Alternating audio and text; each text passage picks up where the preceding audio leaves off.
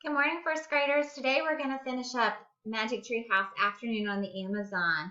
We're going to be reading chapter 10 together. So grab your copy of this text. You can use the printable copy that I included in the slides today and follow along with me as we find out how the adventures of Jack and Annie end today.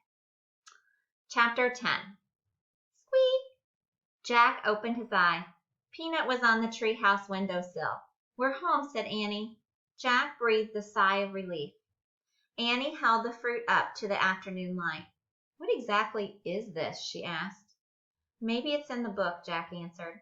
He pulled out the rainforest book. He flipped through the pages. He came to a picture of the red fruit. "Here it is," he said. He read out loud. "The mango has a sweet taste like that of a peach." "Mango? Said Annie. She brought the fruit close to her lips. "Hey," said Jack, grabbing the mango from her. We have to put it with the moonstone." Jack placed the mango on the M carved into the floor, next to the clear moonstone. "Moonstone.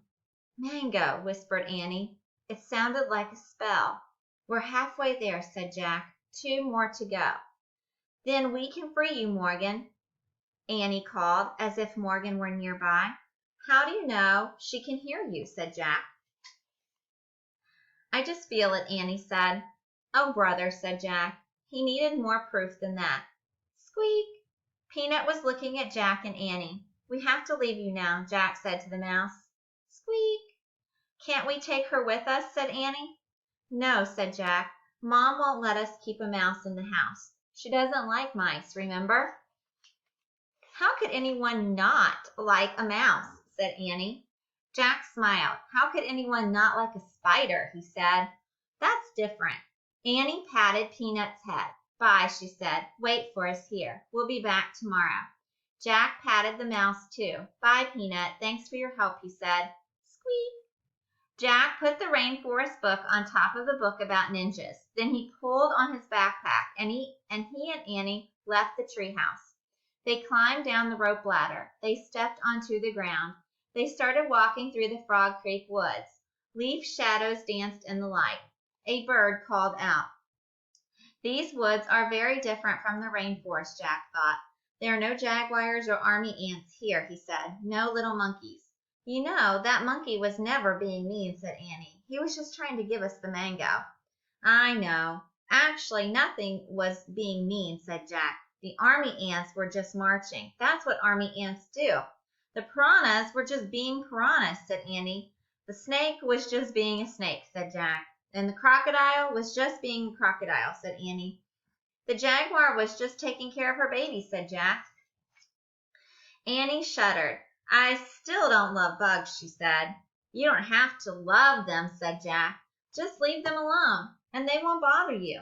In fact, that's true about the whole rainforest, Jack thought. Everyone should just leave it all alone. "Who cares if the bugs don't have names?" he said softly. "They know who they are." Jack and Annie stepped out of the Frog Creek woods. They started walking up the street. It was lit with a golden light.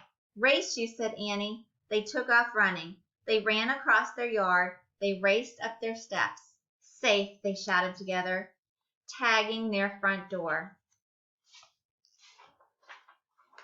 I loved this story, and I'm looking in the back of my book now, and I'm seeing that if you loved episode 6, you love this Magic Tree House story.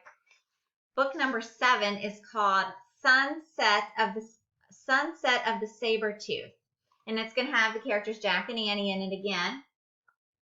And then also there's a book called Magic Tree House Fact Tracker, all about rainforest, where you get to learn some more nonfiction facts about rainforest. So if this was a book that you really, really enjoy, have your parents help you check out these books. I'm sure our public library has them, or they're books that you can find on Amazon, or maybe even in a Scholastic book order. All right, friends, I am so happy that Jack and Annie made it home, and I'm so happy that we were able to finish this book together. Do a great job with your Chapter 10 questions, and we'll continue to talk more about this book tomorrow and tomorrow's e-learning. Make it a great day.